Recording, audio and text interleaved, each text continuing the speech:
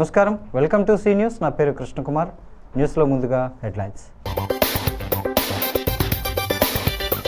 కార్యకర్తలే తెలుగుదేశం పార్టీకి వెన్నెముక, ముఖ్యమంత్రి నారా చంద్రబాబు నాయుడు.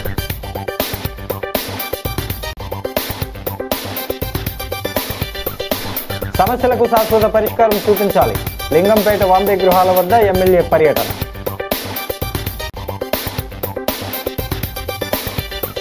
డిసెంబర్ 3న నల్లజర్లలో రైతన్న మీకోసం హాజరు కానున్న సీఎం చంద్రబాబు నాయుడు.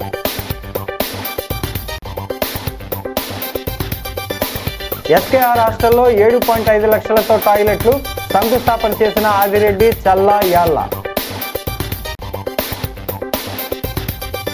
బొబ్బిల్లంక ములకల్లంక మధ్య గ్రావెల్ రోడ్డు శంకుస్థాపన చేసిన ఎమ్మెల్యే బత్తుల బలరామకృష్ణ. ఇక డీటెయిల్స్ చూస్తే, ప్రభుత్వ సంక్షేమ అభివృద్ధి కార్యక్రమాలను ప్రజల్లోకి తీసుకెళ్లాలని పార్టీ నాయకులు, కార్యకర్తలకు రాష్ట్ర ముఖ్యమంత్రి, తెలుగుదేశం పార్టీ జాతీయ అధ్యక్షుడు నారా చంద్రబాబు నాయుడు సూచించారు.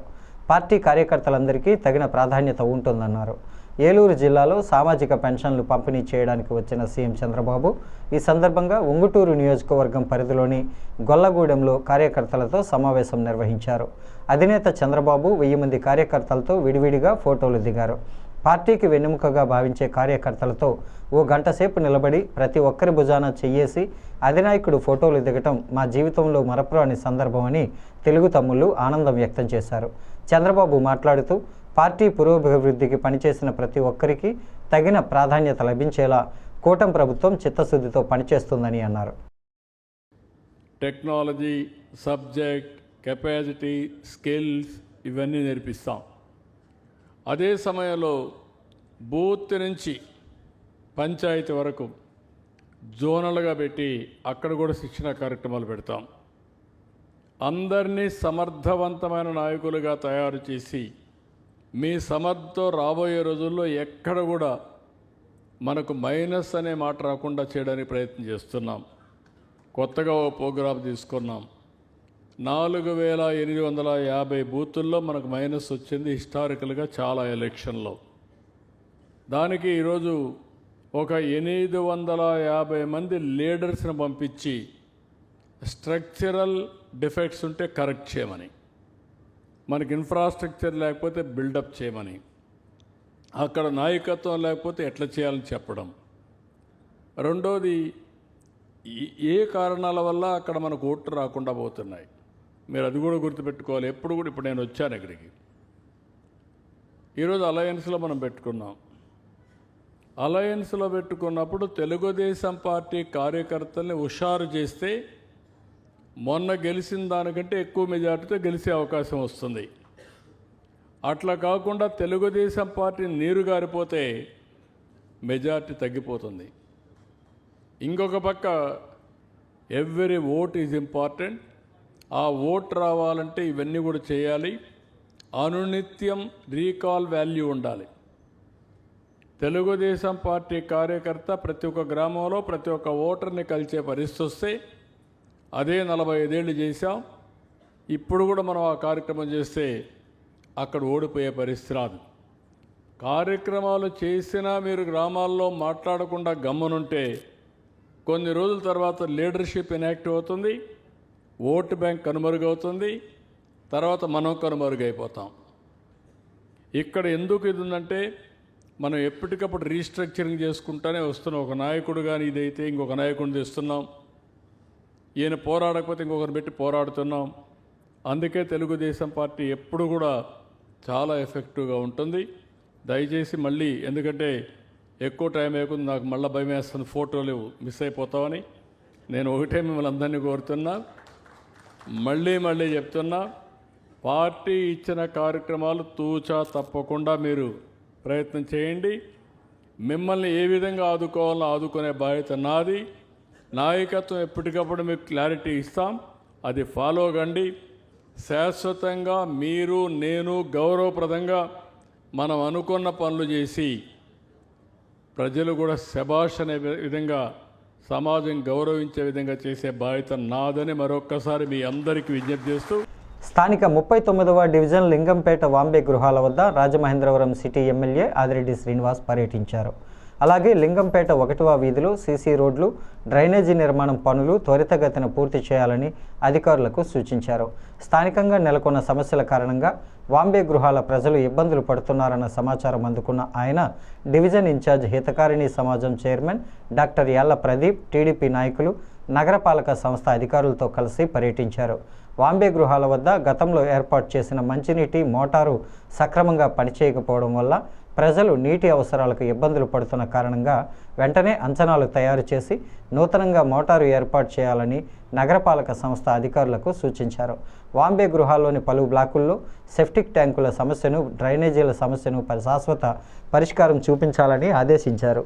టీడీపీ నాయకులు, కార్యకర్తలు, స్థానిక పెద్దలు ఎమ్మెల్యే వెంట ఉన్నారు.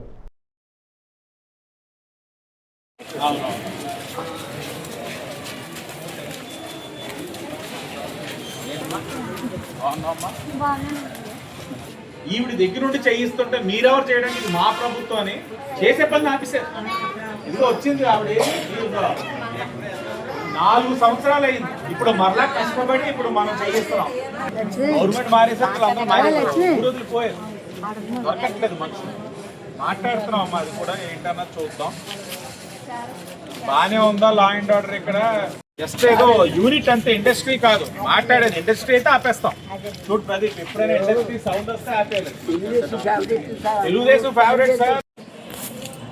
ముందు ఆ బ్లాక్ లో కూడా ఇలాగే బయట అన్ని మళ్ళీ పెట్టి కుండీలంతా బయట ఇది కూడా రేపు మార్నింగ్ లైటింగ్ ఉన్నప్పుడు చూడండి.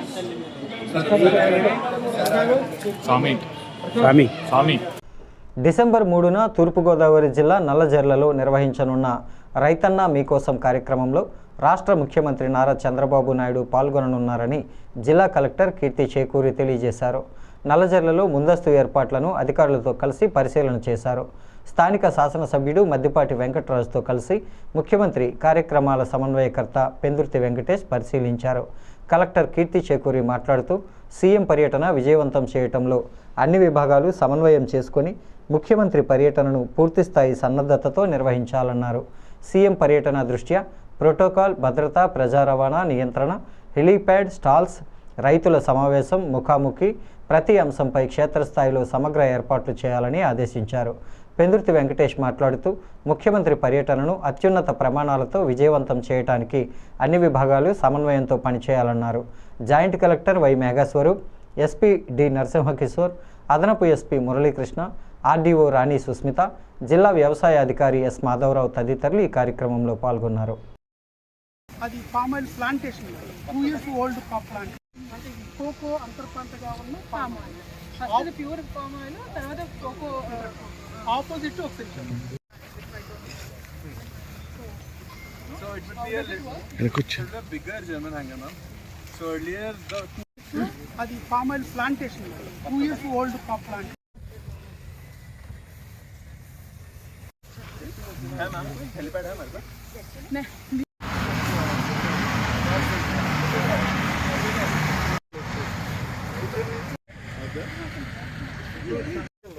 అట్లాగే వెళ్దాం.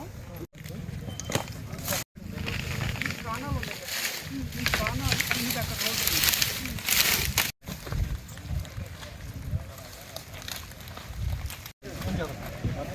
కరెంట్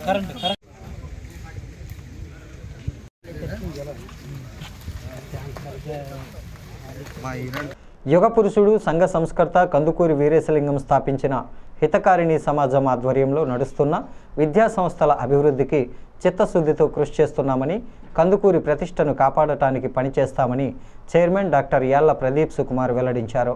స్థానిక దానవాయిపేటలో ఉన్న శ్రీమతి కందుకూరి రాజ్యలక్ష్మి మహిళా కళాశాల ఆవరణలో విద్యార్థినుల హాస్టల్లో మరుగుదొడ్లు చాలా భయానకంగా ఉండి విద్యార్థినులకు అనారోగ్యం తెచ్చిపెట్టేలా ఉండటం తమను ఆవేదనకు గురిచేసిందని హితకారిణి సమాజం చైర్మన్ యాళ్ల ప్రదీప్ అన్నారు.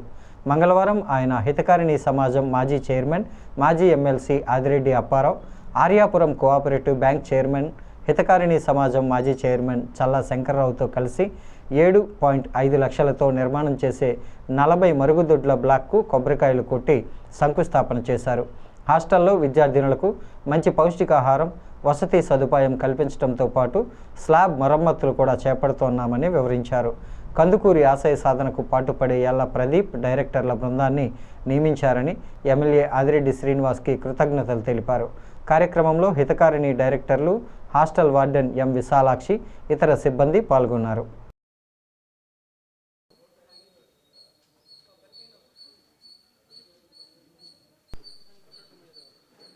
మా స్టూడెంట్స్తో మీటింగ్ చేసుకోవడం జరిగింది. ఆ మీటింగ్తో ఏం చెప్పామంటే 4 కాంప్లెక్సెస్ ఉన్నాయి.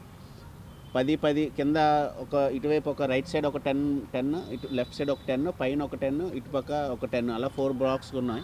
పిల్లలతో మాట్లాడడం జరిగింది. 4 ఫేజెస్ కింద ఫస్ట్ 10 days ఒక 10 బాత్రూమ్స్ ఆపి మిగిలిన 30 వాష్రూమ్స్ వాళ్ళు యూజ్ చేసుకోమని, ఈ 10 రిపేర్ అయిపోయినాక ఇంకో 10, అలాగా 10 రోజులకి ఒక 10 బాత్రూమ్ చొప్పున 40 daysలో ఈ వర్క్ కంప్లీట్ చేయడానికి మేము అనుకొని బోర్డు మీటింగ్లో వేయడం జరిగింది. టెండర్స్కి పిలవడం జరిగింది. అందులో లీస్ట్ ఏదైతే వచ్చిందో మాకు సుమారు 7,50,000 వ్యయంతో ఇప్పుడు ఈ వాష్రూమ్స్ రిపేర్ వర్క్స్ కానీ స్లాబ్ వర్క్స్ కానీ ఇవన్నీ చేయడం జరుగుతుంది. అలాగే గత 10 రోజుల్లో కొంత డిస్టర్బెన్స్ అయితే వచ్చింది ప్రతి ఒక్కరి దగ్గర కూడా. ఇది ఏంటి, మనము హాస్టల్ ఉమెన్స్ కాలేజ్లో ఇది గవర్నమెంటైజేషన్ అయిపోయింది, ఉమెన్స్ కాలేజ్ నుంచి బలవంతంగా హితకారిణి సమాజ్ వాళ్ళు లాక్కున్నారు, ఈ రకంగా చాలా విమర్శలు వచ్చినాయి. దానికి స్థానిక ఎమ్మెల్యే ఆదిరెడ్డి వాసు గారు ఇన్వాల్వ్ అవ్వటము, ఏదైతే హైయర్ ఎడ్యుకేషన్ మినిస్ట్రీ ఉన్నారో వాళ్ళకి, అలానే ఇక్కడ కమిషనర్ గారికి కూడా లెటర్స్ ఫార్వర్డ్ చేయడం జరిగింది. ఏదైతే ప్రొసీడింగ్స్ ఉన్నాయో ఆ ప్రొసీడింగ్స్ బట్టి వాళ్ళ పర్మిషన్తో వాళ్ళ ఆధీనంలో వాళ్ళు వేసిన కమిటీలోని ఇవన్నీ కూడా ఒకసారి మళ్ళీ సర్వే వేసి సర్వే బట్టి కాలేజ్కి ఏమి వెళ్తాయి, హితకారిణి సమాజంలో ఏముంటాయి అన్నది ఒక మ్యాక్సిమం ఒక 10-15 daysలోనే ఒక క్లారిటీ అయితే వచ్చేస్తుందండి. రోజు ఇక్కడ ఈ రాజ్యలక్ష్మి హాస్టల్కి డాక్టర్ గారు చెప్పడం జరిగింది. ఇంకేదంటే వీళ్ళు హితకారిణి సమాజానికి బోర్డు అయిన తర్వాత ఫస్ట్ ఈ హాస్టల్లో ఉన్నటువంటి లోపాలు ఏంటి అని ముందు ఇక్కడ అమ్మాయిలకి హాస్టల్లో బాత్రూమ్స్ అన్నీ కూడా అసలు చాలా వరస్ట్ కండిషన్లో ఉన్నాయి. అలా వీళ్ళు రాకుండా కంటిన్యూ చేసి ఉంటే ఆ అమ్మాయిలకి ఏంటంటే ఏదో ఒక వ్యాధి, కలరా వ్యాధి అలా వచ్చేసే అవకాశం ఉంటుంది. ఇంకా బాత్రూముల్లో శానిటేషన్ లేకపోతే అది ఆటోమేటిక్గా ఏదో ఒక వ్యాధి రావడం జరుగుతుంటుంది. అందువల్ల ఏంటంటే టైంకి వీళ్ళు వచ్చారు. ఇప్పుడు అవి కూడా 4 pages కింద 10 కింద ఏమో మొత్తం ఆ డిస్మాంటిల్ చేసి అవి బాగా వాళ్ళకి ఇది గవర్నమెంట్ తీసుకుంటుందా లేకపోతే హితకారిణి సమాజమే టేకప్ చేస్తుందా అనేది కాకుండా 7.5 లక్షల రూపాయలు ముందు వాళ్ళు నిలవ పెట్టుకొని ఈ కార్యక్రమాన్ని చాలా బ్రహ్మాండమైనటువంటి కార్యక్రమం చేస్తున్నారు. ఆ వేళ వెళ్ళి ఏమ్మా ఆ హై స్కూల్కి ఏం పట్టించుకుంటున్నావు నువ్వు, హై స్కూల్కి వాళ్ళకి ఏది మంచి చేయడానికి వాళ్ళకి పెర్మనెంట్ చేయడానికి అడిగితే డబ్బులు పట్టుకురండి అని అన్నావు, అవునా కాదా అని వాళ్ళ రూమ్కి వెళ్ళి గట్టిగా కేకలేశాను. మాకు భయం ఏంటి, నిజాయితీగా ఉన్న వాళ్ళకి కేకలేస్తే అదేంటండి అలా మాట్లాడేస్తున్నారు అంది. అలాగే మాట్లాడతాం, నువ్వు చేసింది తప్ప కాదా, ఎవడ దేశ రావాలని అంటే ఆ కోర్టుకి వెళ్ళి తెచ్చుకోమనండి అన్నారు. ఈవేళ చెప్తున్నాను మీకు, ఆ కోర్టుకి వెళ్ళడం కోసం 25,000 నేను ఇచ్చాను నా సొంత సొమ్ము. అన్ఎయిడెడ్ స్టాఫ్ని దాన్ని ఎయిడ్ చేయమని. మేము ఏదైనా చేస్తే మా సొంత డబ్బులైనా ఖర్చు పెట్టి చేస్తాం, కానీ ఏళ్ళలాగా దోసయ్య. సీతానగరం మండలం బొబ్బిల్లంక మొలకల్లంక మధ్య గ్రావెల్ రోడ్ నిర్మాణానికి అధికారికంగా 2 గ్రామాల కూటమి నాయకులతో కలిసి రాజానగరం నియోజకవర్గం శాసనసభ్యుడు బత్తుల బలరామకృష్ణ కొబ్బరికాయ కొట్టి శంకుస్థాపన చేశారు. ఈ గ్రామాల మధ్య రహదారి లేకపోవడంతో విద్యార్థులు, గ్రామస్తులు పడవలో ప్రయాణించాల్సి వస్తోందని ఆందోళన వ్యక్తం చేశారు. రోడ్డు నిర్మాణాన్ని త్వరితగతిన పూర్తి స్థాయిలో నాణ్యతా ప్రమాణాలతో పూర్తి చేసి ప్రజలకు అందుబాటులోకి తేవాలని అధికారులకు సూచించారు. అదే సమయంలో పడవలో వచ్చిన విద్యార్థులతో ఎమ్మెల్యే బత్తుల ముచ్చటించారు. వారి ఇబ్బందులను అడిగి తెలుసుకున్నారు. బాగా చదువుకొని ఉన్నత స్థాయికి చేరుకొని గ్రామం పేరు ప్రతిష్టలు నిలపాలని ఆకాంక్షించారు. కూటమి ప్రభుత్వం అన్ని వర్గాల సంక్షేమానికి సమాన ప్రాధాన్యత ఇస్తుందని, ప్రజలకు ఏ కష్టం వచ్చినా భరోసాగా అండగా నిలబడతామని భరోసా ఇచ్చారు. అందుకే ఇంకా మార్చేది రైట్, బాగా చదువుకో తల్లి. కాలువ దాటి ప్రతిరోజు పంపిస్తున్నారు, ప్రతిరోజు కాలువ నుంచి మళ్ళీ తీసుకెళ్తున్నారు ఈ గోదావరిలో మధ్యలో నుంచి. బాగా చదువుకో. ముళ్ళు ముళ్ళు మేడం, ముళ్ళు.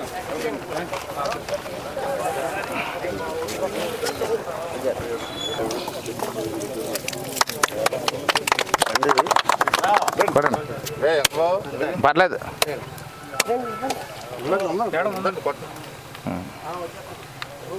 మీరు ఎన్నిటారు దాన్ని బట్టి లెక్కెట్టుకోండి. అయితే 9 లక్షలు.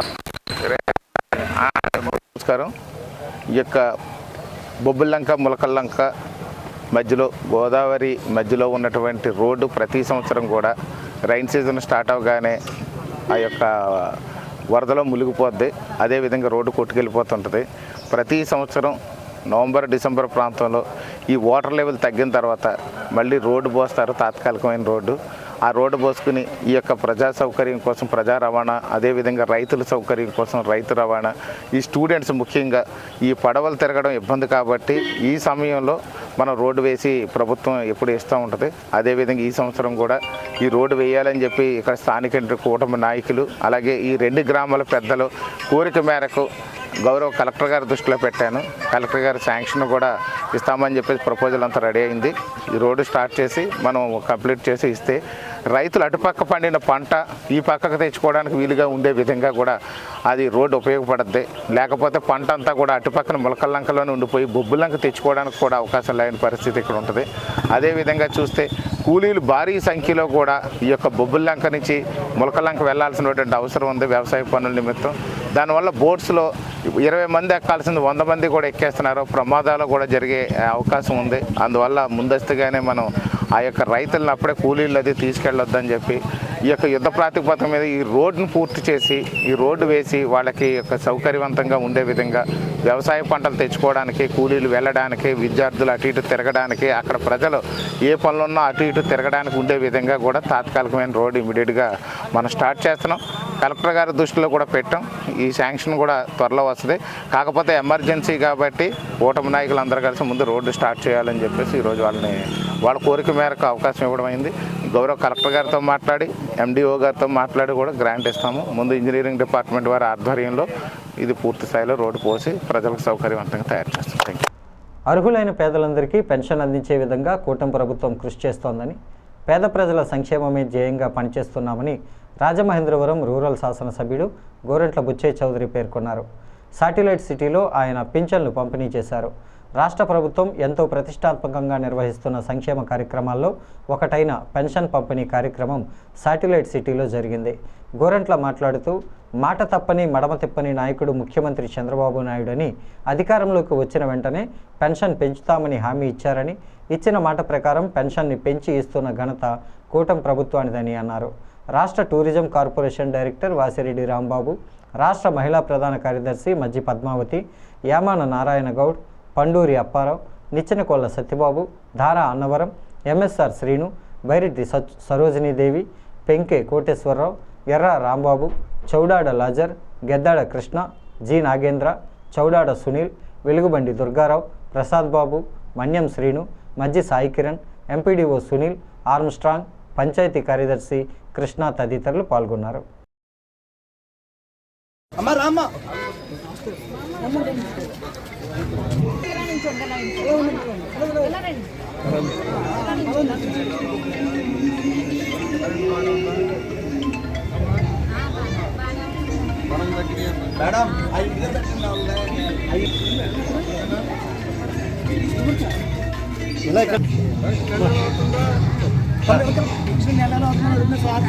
నెల వస్తుందా సౌదీ గారు?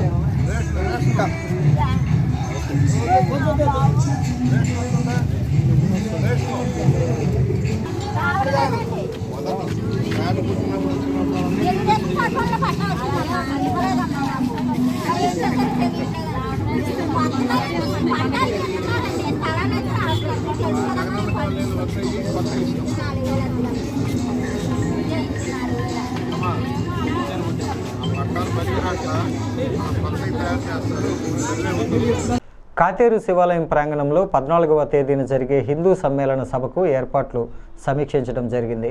ఈ కార్యక్రమంలో కర్రి శ్రీనివాసరావు, ధూళిపాల పురుషోత్తమ శాస్త్రి, బల్లా ప్రభాకర్ పాల్గొన్నారు. అందరూ హాజరై విజయవంతం చేయాలని కోరారు. కర్రి శ్రీనివాసరావు మాట్లాడుతూ 1925వ సంవత్సరం విజయదశమి నాడు ఆర్ఎస్ఎస్ స్థాపించిన నాటి నుంచి ఆర్ఎస్ఎస్ ముఖ్య ఉద్దేశాలను వివరించి ప్రస్తుతం 100 సంవత్సరాలు పూర్తి చేసుకున్న ఈ సంవత్సరం కార్యక్రమాల్లో భాగంగా 5 అంశాలను వివరించారు. అలాగే స్వామీజీ ప్రసంగం, కుటుంబ ప్రాముఖ్యత, ప్రకృతిని ఆరాధించడం, ప్లాస్టిక్ నిషేధించడం, హక్కులతో పాటు బాధ్యతలను కూడా నిర్వర్తించడం, గుడిలో పల్లకి కదలాలంటే అన్ని కులాల ప్రాముఖ్యతను ఉటంకిస్తూ జరుగుతుందన్నారు. సమాజంలో అందరూ కలిసికట్టుగా పనిచేయాలని కోరారు. Gangina Jahnavi, Kolli Venkata Narasimharao, R Shyamala, A Sarasaveni, T Veerababu, R Manikantaswamy, Suryakiran, Pandu, PV Rambabu, K పెరుమాలరాజు పాల్గొన్నారు. అర్థం చేస్తుంది ఇదే ఆర్ఎస్ఎస్ కార్యక్రమం కాదు.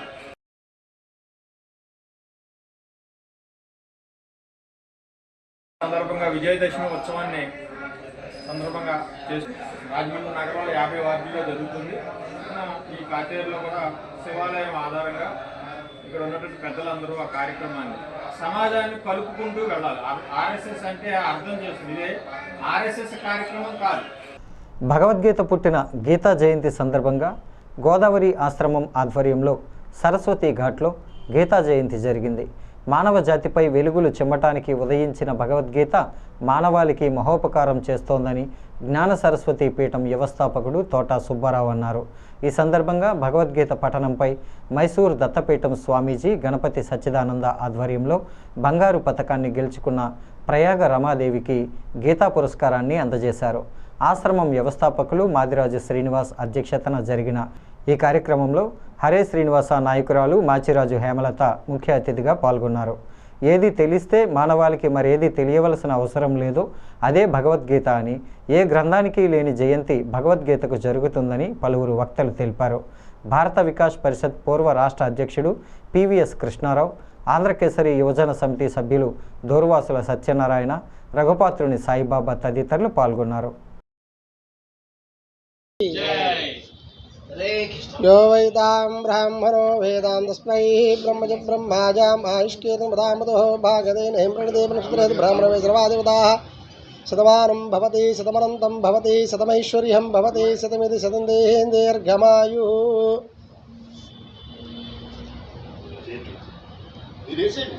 प्रणो देवी सरस्वती वाजेभिर्वाजनीवतीं धीरामभद्रेवतो आनो दिवां बृहत्पर्वताजा सरस्वती यजदागन्धयज्ञं मम देवी वाचमसि शृणोतु भवतु साहस्री वा एषा लक्ष्मीतनतो लक्ष्मीवसुन्दे यदा सहस्रवसो प्राप्नुया तदा वैष्णवं वामनमानवेताः మేడం గారికి దగ్గరగా ఉన్నారు కొద్దిగా.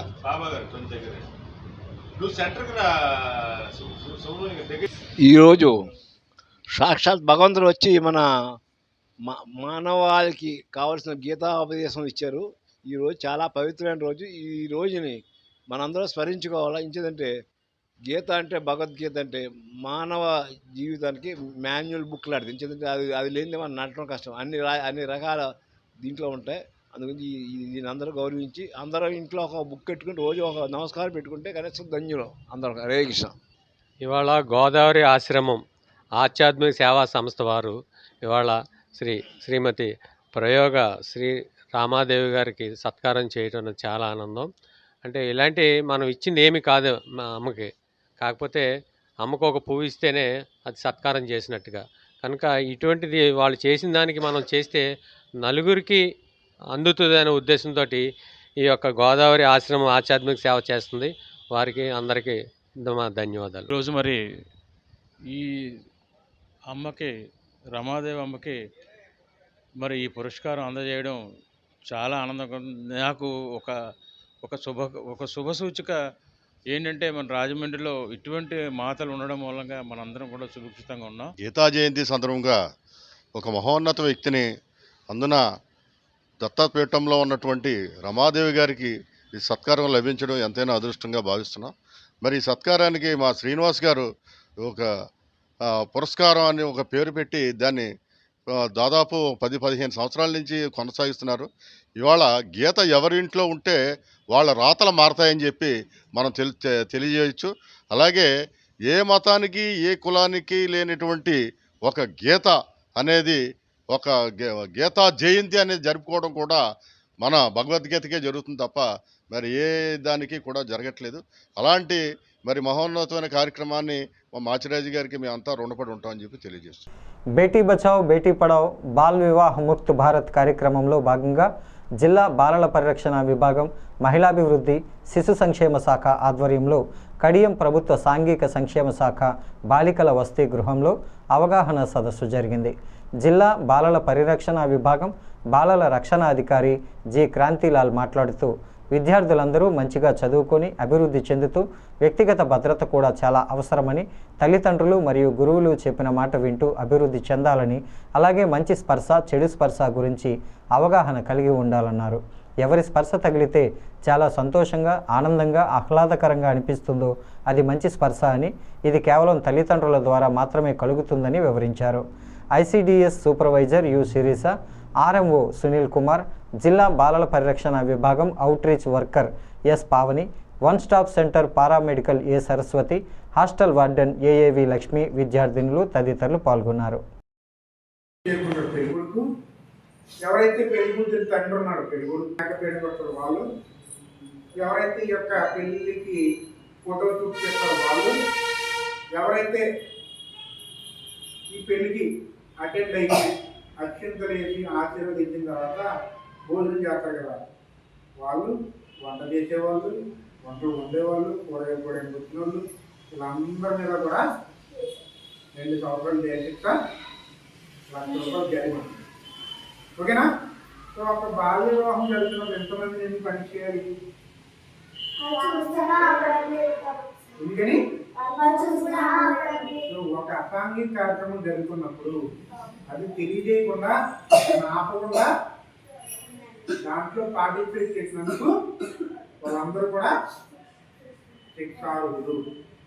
ఓకేనా? సో ఈ బాల్య వివాహం జరుగుతుంటే బులెటిన్ ముగించే ముందు హెడ్లైన్స్ మరోసారి. కార్యకర్తలే తెలుగుదేశం పార్టీకి వెన్నెముక, ముఖ్యమంత్రి నారా చంద్రబాబు నాయుడు.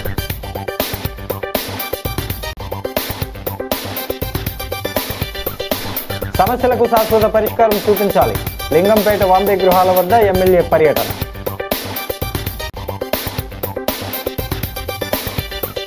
డిసెంబర్ 3న నల్లజర్లలో రైతన్న మీకోసం హాజరు కానున్న సీఎం చంద్రబాబు నాయుడు.